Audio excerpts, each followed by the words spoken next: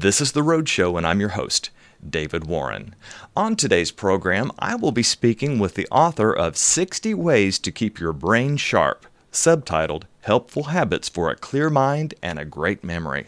What a great topic! Our guest is Bonnie Beth Sparrman, and she says no matter your age, the way your brain works is of utmost importance to the quality of your life. It is the essence of who God made you to be and affects how you interpret the world around you. At this time, let's welcome our guest, Bonnie Beth Sparrman. Good to have you, Bonnie. Thank you, David. It's a pleasure to join with you today. Now, if you were Southern, I would have to call you Bonnie Beth, but I believe I'm speaking to you in Minnesota. Is that correct? This is true. You can call me Bonnie Beth or just Bonnie. Okay, sounds great. Well, let's start off with a great quote from your new book, 60 Ways to Keep Your Brain Sharp. You say that every movement, every heartfelt pang, and every wild idea originates in the brain, a 3-pound mass of firm jelly protected by a built-in helmet called the cranium. Tell us why you are so interested in how the brain works. As a nursing student and pre-nursing and studying anatomy and physiology in college, I was fascinated with the brain. It is the most complex part of our body. It is the control center for absolutely everything we think or feel or do.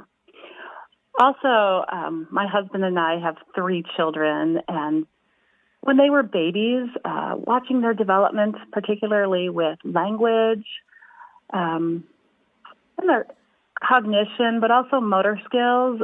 Again, everything was related to the brain. So that was fascinating, captured my attention very much.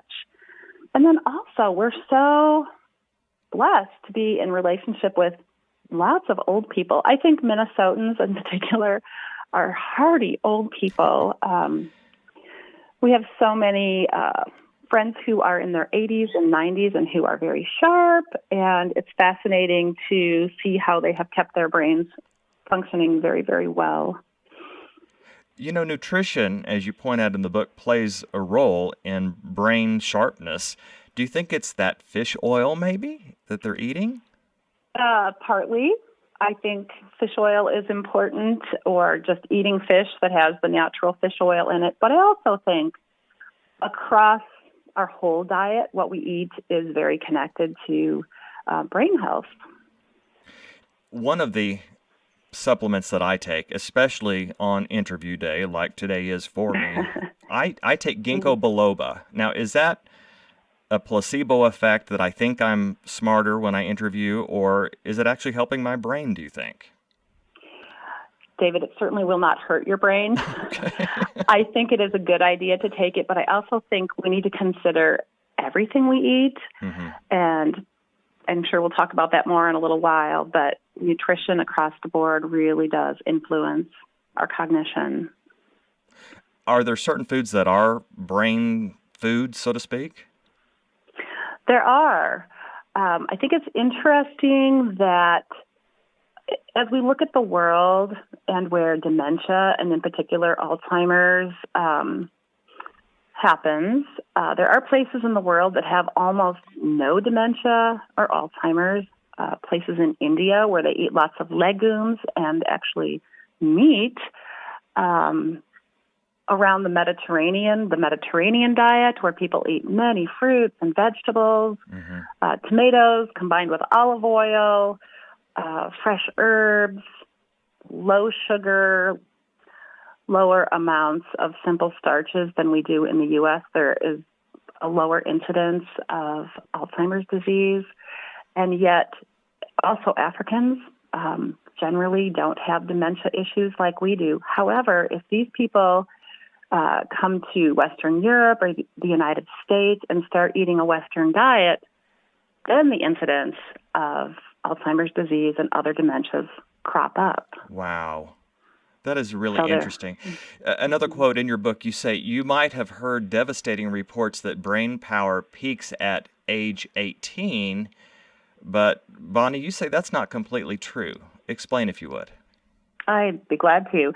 The ability to process new information actually peaks at about age 20. Our short-term memory peaks at about 25 years old and remains high until we're about 35 years old. Now, take heart, as we get a little bit older, our ability to understand and read people's emotions actually continues to grow. That ability grows through our 40s and 50s.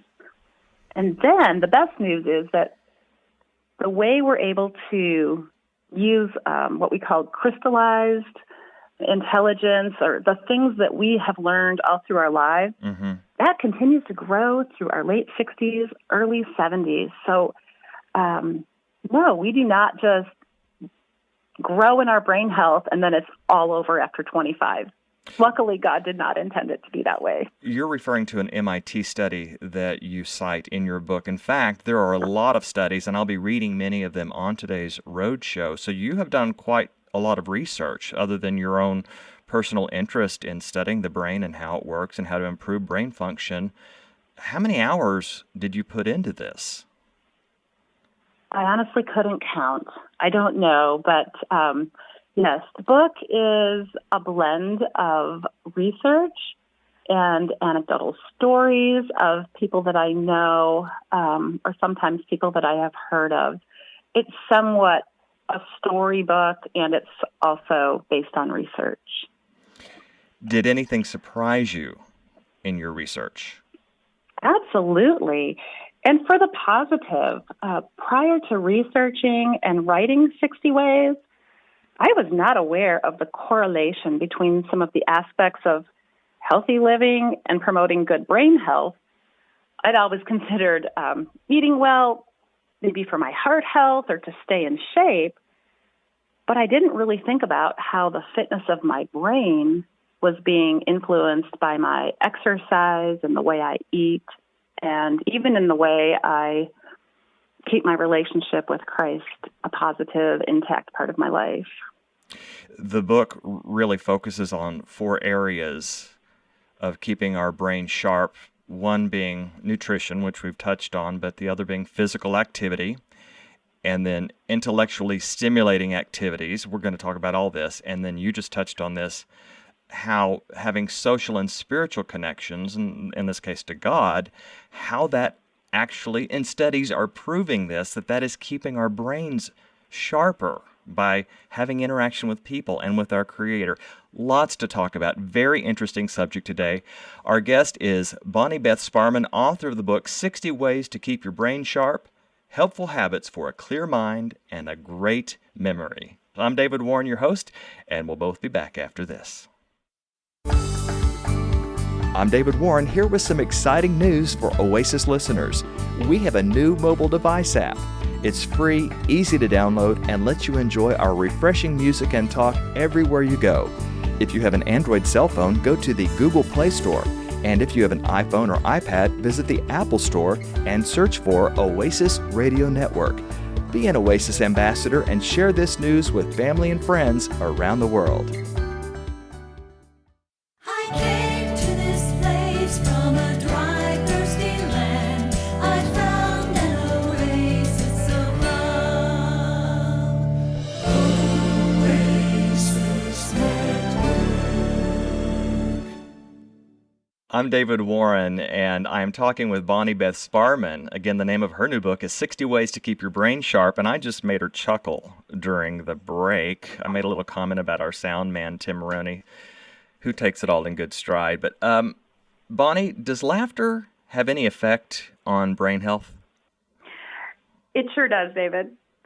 As we laugh, serotonin, it washes over our brains. It helps us learn better. It helps us react better to stressful situations.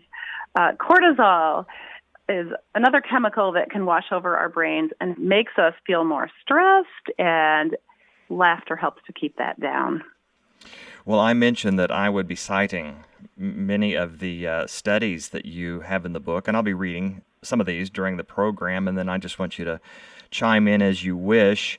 But we're going to start with the first of the 4 areas that we need to take into account when we're talking about brain function, brain health, and The first area we're going to talk about is physical activity and its effects on mental performance. And I will start with talking about taking a hike. You show that research at several universities has revealed great benefits to hiking, benefits beyond just the obvious. So That's right. you might ask, couldn't these benefits be gained in a gym? Well, here's where the wow factor enters the picture. Scientists have recently discovered that hiking in a natural setting lowers rumination or focusing on negative or distressing thoughts. It also boosts creative thinking and decreases the risk of depression and the negative symptoms of ADHD. Plus, amazingly, hiking promotes healing from cancer by lessening the oxidative process in our blood. So, there's something important about getting outside instead of just being inside in a gym or in your home where you have some exercise equipment. How interesting that God knows what he's talking about when he talks about getting out and enjoying this beautiful creation of his. That is so true. And if you think about it, if you walk in a mall, which sometimes in Minnesota, that's our only option in January perhaps, but when we get outside and walk and breathe deeply and see the beautiful nature that God has created, it truly restores our soul. And this has been proven by scientists who maybe aren't ones who even believe that God is a part of this, but it is absolutely truth. All right, let's talk about exercising in water. And Yes. you say that even if you're a non-swimmer, listen to what the National Institute of Health says about exercising in water. The organization reports that blood flow to the brain is increased when a person is submerged in water to the level of his or her heart. Doing water aerobics or merely walking in a pool of chest-deep water improves the flow of vital fluids through our circulatory systems. One doesn't have to actually swim to reap the benefit of increased blood flow to the brain, which helps improve memory, mental clarity, mood, and the ability to focus. Moreover, swimming and other aquatic exercises help to decrease depression. As brain chemicals are stimulated, our mood is elevated, and our general outlook brightens. See, that's another example of being surrounded by something that God made, water, and how interesting that you don't have to swim, because I think everybody thinks, oh, you got to swim, but you just need to be up to, I think it's at heart high, where your heart is on your body in the water. How interesting is that? Isn't that great? Yes. Yes. I talk about this with the women that I see at my pool who do water aerobics, and I also continue to take my dad swimming at least once a week, and he's almost 90. Wonderful. Now, you mentioned... It cheers him like nothing else. With you living in Minnesota, and it's so cold in the winter, do you walk in the Mall of America? Is that where you walk? I don't, but plenty of people do. And we even walk around Target stores. Uh-huh. Yes, there are walking groups in every mall in the area. Absolutely. Okay. And people walk outside in all weather here. We say there's really no such thing as bad weather, just bad clothing. So there's lots of outdoor walking, too. Okay. Here's another really interesting study about walking in your book, 60 Ways to Keep Your Brain Sharp. In a study, 120 seniors were divided into two groups. The first 60 seniors did stretching exercises for 40 minutes 3 times a week. So that's good, stretching, okay? Now, the other 60 participants walked on a track for the same amount of time. The results show that the walkers experienced a 2% increase in the size of the hippocampus, the brain's short-term memory center. We know that the hippocampus tends to shrink as we age, and the 3 days each week of walking negated that shrinkage. And by the way, the hippocampus is something that's destroyed when a person has Alzheimer's, so these findings are very significant. It's good news, isn't it? To think that something as simple as walking is fantastic to boost brain health. I don't know if you dance or not. I do, absolutely. But you point out about the benefits of dancing, and you're not talking about disco dancing. That's true. You're talking about dancing with a partner where you're not only getting cardiovascular exercise, but you're also having to do eye, hand, foot coordination. So you're using a different part of the brain. hmm And with dancing, ballroom dancing, salsa dancing, cha-cha, any of these dances with a partner, what is so great about them is it requires instant momentary decision making all the time. And it's reading a partner, so it's using several parts of the brain at a time. And that integrated brain usage is an awesome way to keep our brains functioning optimally. All right, before we go to break, I would like to read a study, and this is about the effects of breathing. When we breathe, how that affects our brains. And you write, Bonnie, that a research study at the Feinberg School of Medicine at Northwestern University in Chicago discovered a significant difference between brain activity during inhalation and exhalation. As we breathe in, the neurons in the olfactory cortex, or the area of the brain that tells us when we smell something before we can identify it, the amygdala, which influences memory, decision-making, and emotional reactions, and the hippocampus, that all-important memory center, are stimulated. Now, listen up, everybody. This will help all of us.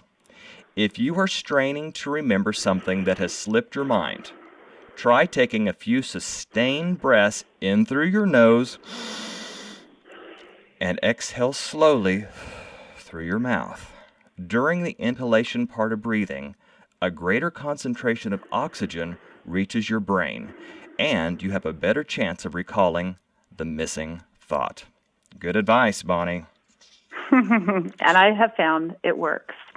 Okay, so we're going to give people a chance to breathe as we take a break, all right? But we're talking about those big inhalations through the nose and the exhalations through the mouth, and you'll be smart as a whip when we come back with Bonnie Beth Sparrman, author of 60 Ways to Keep Your Brain Sharp, Helpful Habits for a Clear Mind and a Great Memory. This book is available on Harvest House, wherever books are sold. I'm David Warren, your host, and we'll both be back after this.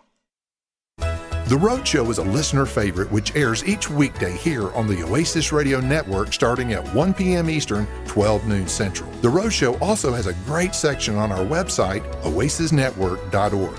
There you'll find audio archives of select past interviews, plus guest lineup and contact information, and links to our Roadshow sponsors and its host. So join us for the Roadshow, whether on your radio, computer, or mobile device at oasisnetwork.org. On today's Road Show, I am David Warren speaking by phone with Bonnie Beth Sparrman. She's an author, teacher, speaker, and nurse. She has worked as an OB nurse and parent educator in several different cities in the U.S. She's got lots of books out, which you can check out, but she also teaches culinary classes and leads team-building events for large multinational companies. And on the program today, we're talking about her newest book, 60 Ways to Keep Your Brain Sharp, Helpful Habits for a Clear Mind and a Great Memory. And you know, I get a chance, Bonnie, to pick the interviews that I would like to do. And so when I saw this book, it took me about 2 seconds to decide that this would make a great roadshow topic. Are you getting great feedback on this book? Yes, we are. Absolutely. I've actually been amazed that so many people are drawn to learning about brain health. We who are baby boomers are thinking about what's going on with our parents as they age, realizing that we're next in line. And it's very pertinent to think about our own brains, the most important part of us that needs to stay healthy. You sent me an email this morning preceding our talk today, and you shared some sad news. Would you share it with our audience, please? My father-in-law is Paul Sparrman, and he has been a really important and influential, dear person to me in my life. He's been a pastor his whole career. For the last 10 or so years now, Paul has been suffering with Alzheimer's disease. And just this past week, Paul went on to heaven as my husband and I held his hands. And he's now released into that beautiful place of being face-to-face with Jesus. And we have celebrated his life in a big way this past weekend. How long did he have Alzheimer's disease? I think we began noticing signs of it about 11 years ago. So it's been a long journey. Did that have something to do with you writing this book?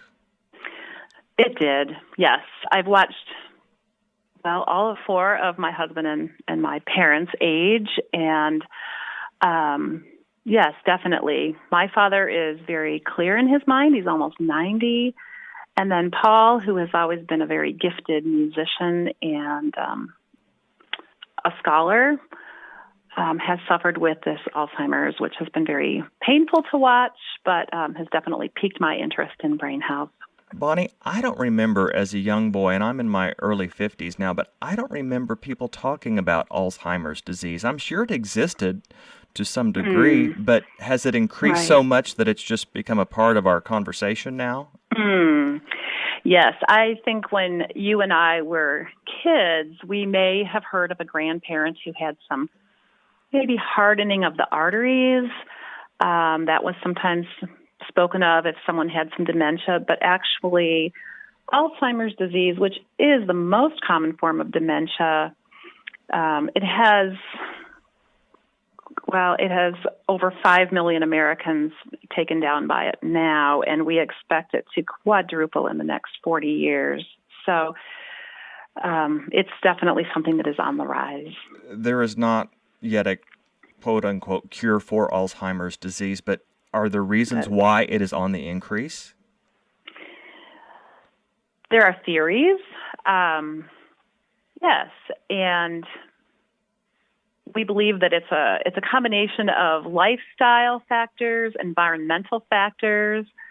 There's also the issue of genetics, but the good news there is that less than 5% of the time, Alzheimer's is caused by specific genetic mutations or changes. So I think that's why this book is so important, because it talks about the things that we can do to help stave off Alzheimer's, that most common sort of dementia. And some of those things that we can do fall under the category of intellectual activities. You might also call them brain games, but they do stimulate brain function. And I'm going to read just a little bit from page 104. You write, games or tasks that involve problem solving cause one part of the brain to communicate with another part. For example, Bonnie, you say, when I draw a detailed map to guide newcomers to our house for dinner, I am activating my long-term memory, my short-term memory, my spatial skills, and hand-eye coordination, and drawing a map is a relatively simple task. Higher-level problem solving is even better for our brains. So that's true. Let's talk about some of these intellectual activities. You mentioned this could include solving riddles, getting that piece of furniture from IKEA that you have to put together yourself, and instead of getting your son or grandson to put it together, you try it yourself. That's right. As challenging as that sounds, or you might even go more challenging. For people who pick up digital photography, perhaps beginning that activity in their 60s, 70s, or 80s, that is awesome for the brain. If you're not familiar with perhaps an iPhone or a smartphone, I could say, that's another great way to challenge the brain, or a laptop computer. All of these things use the different parts of our brains.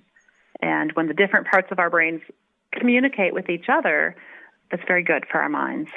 Well, I have a temptation many times when something seems a little difficult for me that's technological here at the Oasis Radio Network. Well, I just ask my associate Tim Maroney to do it for me because he has a natural bent towards these things. But I'm learning that I've got to start at least trying to figure out some of this stuff myself.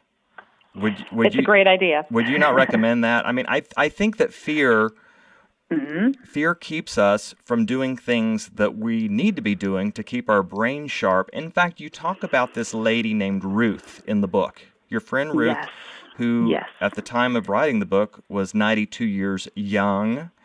Yes. And, you know, we live in a world of the smartphone and the tablet and the whatever else is out there. And you can either be dependent or independent when it comes to these things. So tell us about your friend Ruth. My friend Ruth is so incredible. She noticed that her family, mainly the people in her family younger than her children, her grandchildren, and her great-grandchildren, stay in touch with each other by using their iPads and their iPhones. And Ruth said, I don't want to be left out of the conversation. So she got herself an iPhone, an iPad, and she is in regular communication with her grandchildren, one of whom lives in Paris. She prays for them when they have exams. She sees pictures of great-grandchildren on her phone. She is the most with it 90-something I know. And my dad, who recently met her because they live in the same retirement community, he said, that Ruth, she is so in touch with the world. I'm not really sure she is over 90. But I think it's partly because she was not intimidated to learn something that was new and foreign and not easy for her in the beginning. But she's doing so well with it. Okay, I want you to play cheerleader here for just a moment, Bonnie. We here at the Oasis, on our website, oasisnetwork.org, in the Listen Now section, people can download an app for their smartphone that they can listen to Oasis on the go. And I know for many people that haven't done this yet, it's scary to them to do that. Right. Or they just say, oh, there's just no way I could do that. So what advice do you have to them? I would say find a high school student or a college student or somebody who finds these tasks easy. Maybe it might be a third grader. And ask them to show you how to download that app and then do it yourself several times. And that will put it from your short-term memory in the hippocampus into your long-term memory.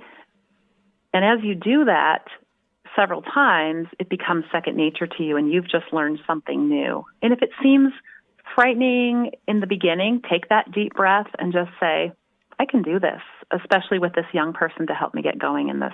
Mm-hmm.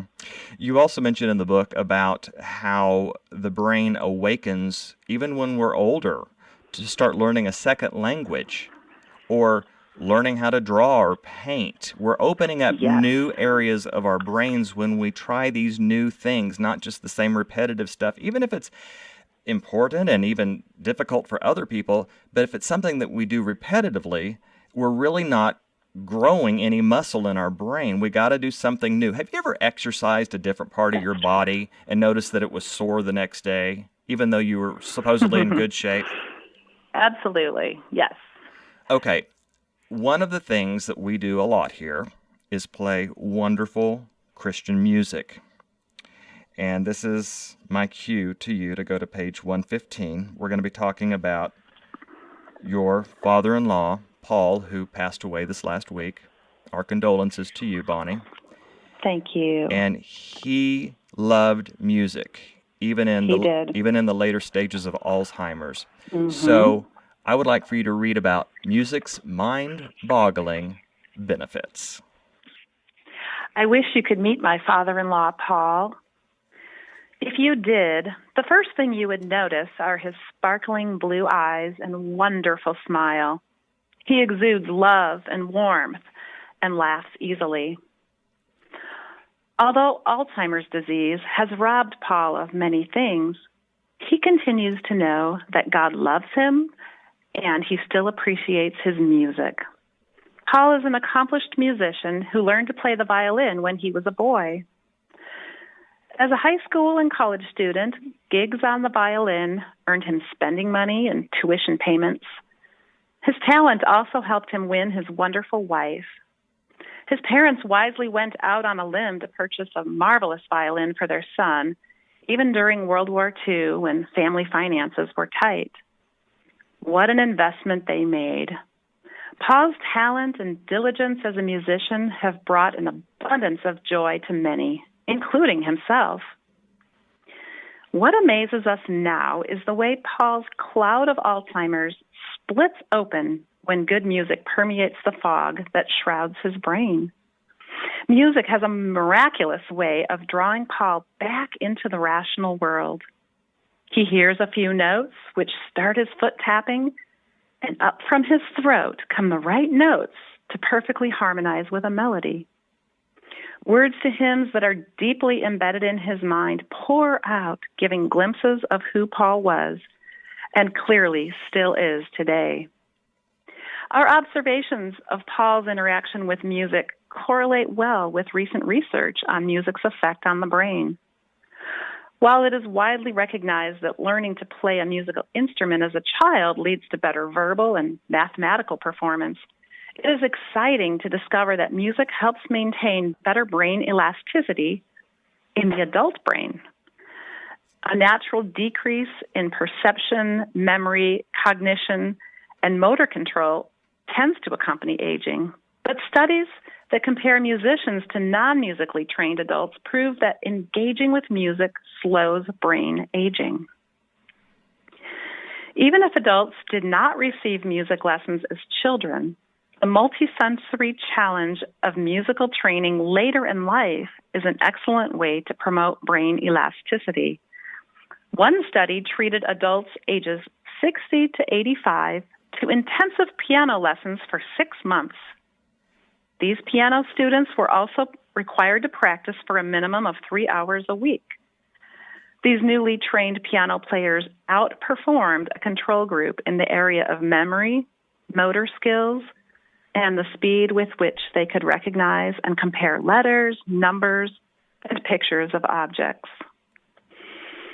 In addition to these positive results of music making, enjoying music helps relieve stress, decreases anxious feelings, and it helps maintain a healthy blood pressure level.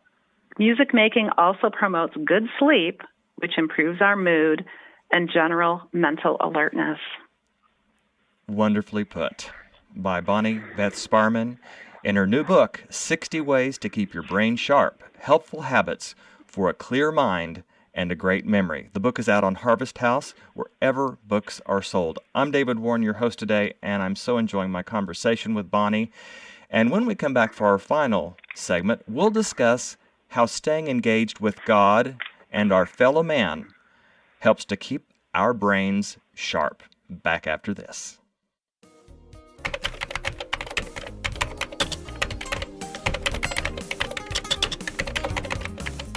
I'm David Warren, Program Director at Oasis Radio Network and one of the hosts of this podcast.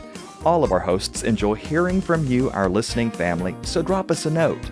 Our email address is roadshow@oasisnetwork.org. Be sure to subscribe to the podcast and you'll receive new episodes on your mobile devices. And now, back to the show. On today's Roadshow, we're joined by Bonnie Beth Sparrman, who says, protect and preserve your most valuable asset, your brain. We're talking about Bonnie's new book, 60 Ways to Keep Your Brain Sharp, Giving Helpful Habits for a Clear Mind and a Great Memory. Again, this book is out on Harvest House, wherever books are sold. I'm David Warren, your host, so enjoying my time with Bonnie today. In our final segment, Bonnie, let's talk about the connection between staying engaged with God and others and how this improves brain function. Now, you touched on this early on in the interview that this isn't really like an intellectual thing. It's more just an interaction thing. Touch on that. That's right. Explain how that could improve brain function just by being around somebody instead of being at home by yourself. I believe God made us to be connected with Him and with others. And as we maintain relationships with our fellow people, it is good for our brains. We were not made to be alone. One point that I make in the book is that actually nutrition is improved when we eat with others. People who face the dinner table alone don't eat as well, and people who face life alone do not function as well in their minds. So our relationships are vitally important to keeping our minds working at their best. Well, here are some great suggestions on how to connect with others from Bonnie, our guest today.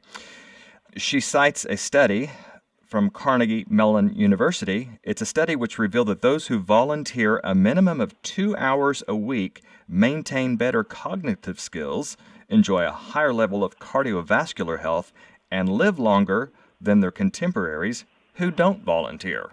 So that'll add some years to your life just helping others and That's right. not expecting anything for it. That sounds like God to me.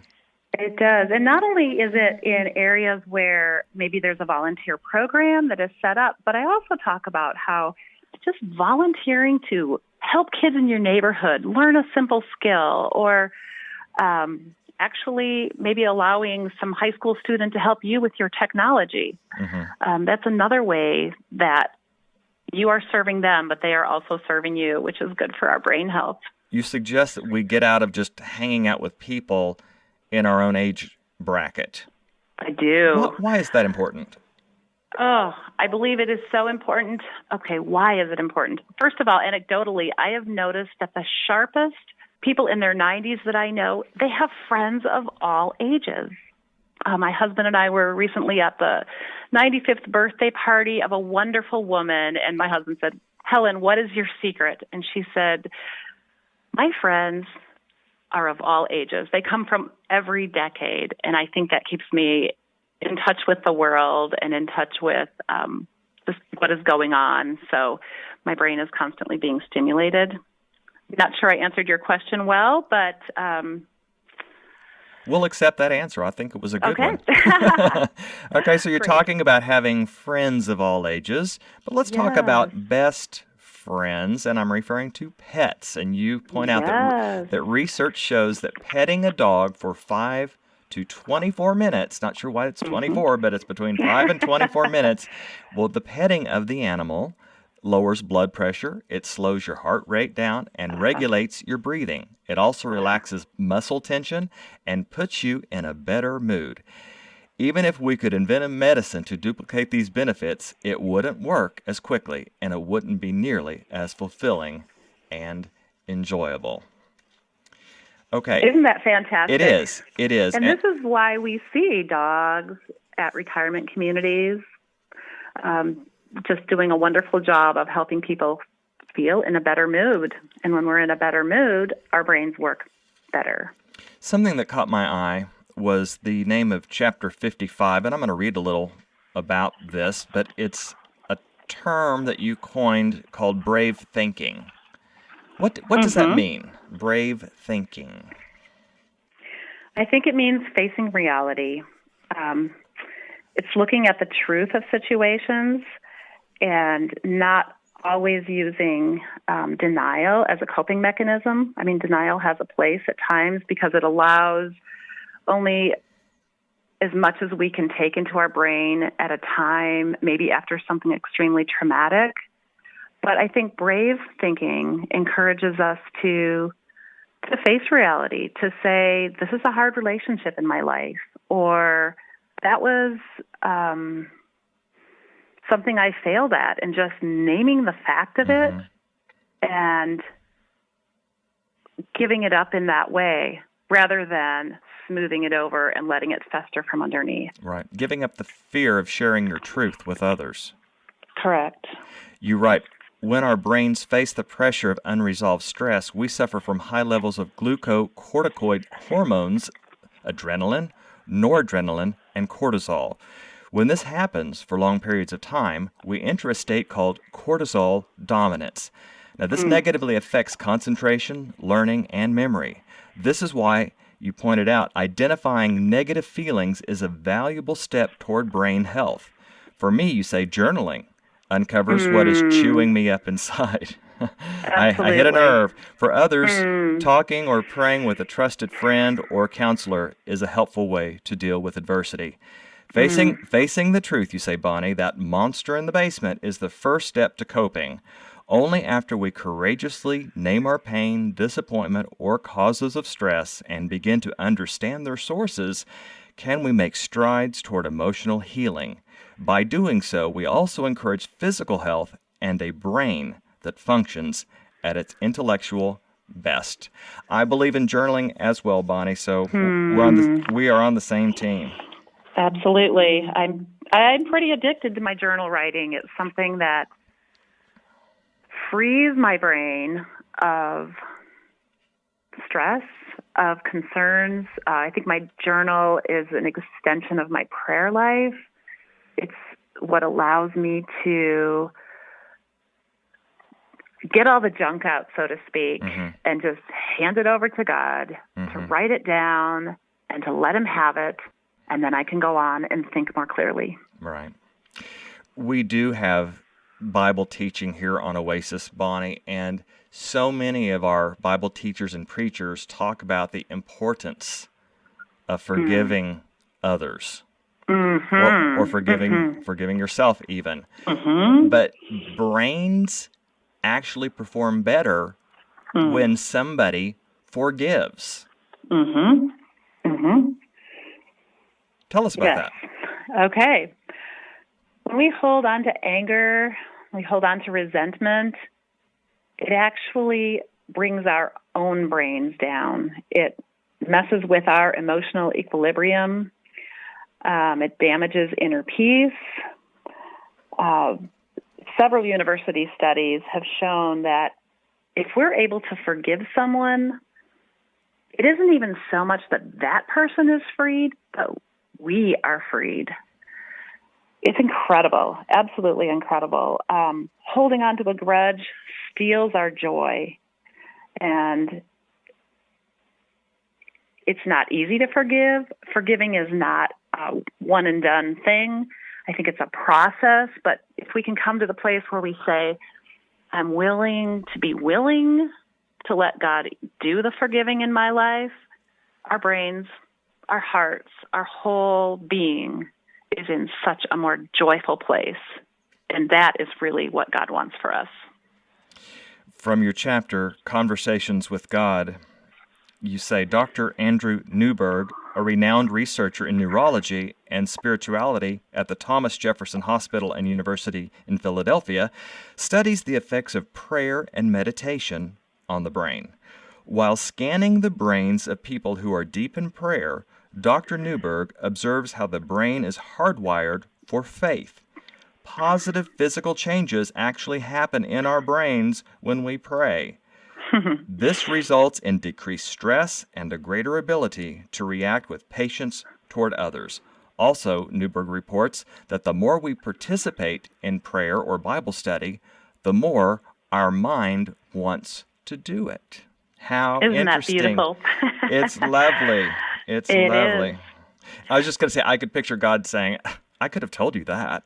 But anyhow, go ahead, Bonnie. Exactly. I was going to say, when I was a nursing student, I don't remember every research study that I studied way back then, but one was that people who are going into surgery, if they are prayed with before the surgery, their outcome is proven to be more positive and effective than if they didn't have prayer. So I think God works healing as we ask, but also it is good for us to trust him as we pray. The stress is decreased for us and our brains are in a better place. It's amazing. Before we say goodbye today, Bonnie, and tell people how they can get your new book, 60 Ways to Keep Your Brain Sharp, we're learning helpful habits for a clear mind and a great memory today. And I'd like you to talk about drinking from the half-full cup. Sometimes we might talk about a person as being, is that a cup half full kind of person or a cup half empty kind of person? Might indicate whether or not we are an optimist or a pessimist, wallowing in negative thoughts. However, when we allow positive thoughts to dominate our brains, things go better in our minds, actually. I have a friend who is Dr. Linda Soley, who works with people who deal with anxiety.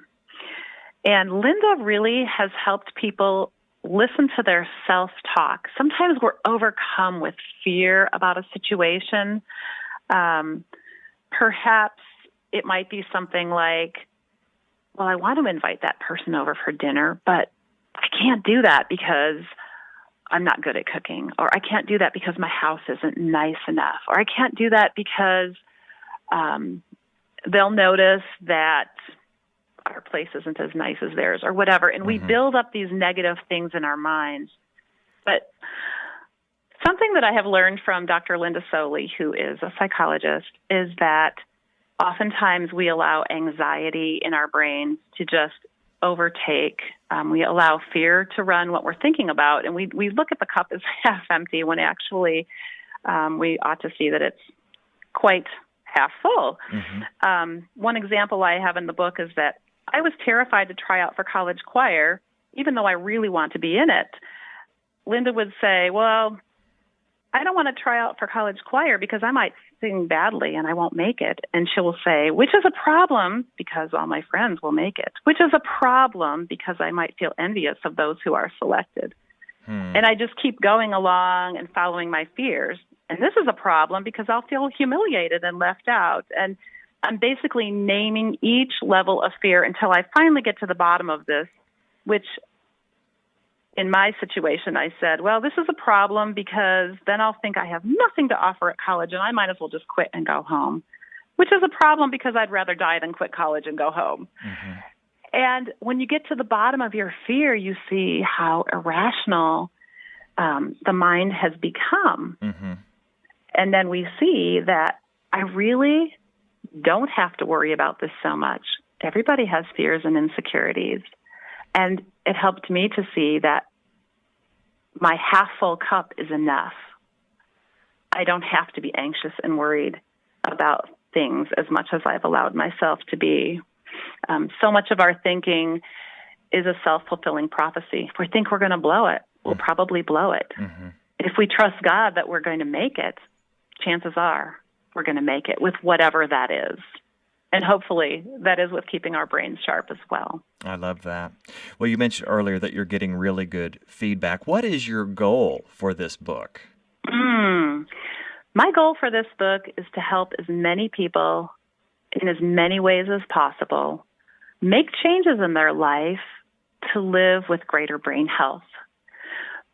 With the 60 ways, there's many choices. I say start with the low-hanging fruit.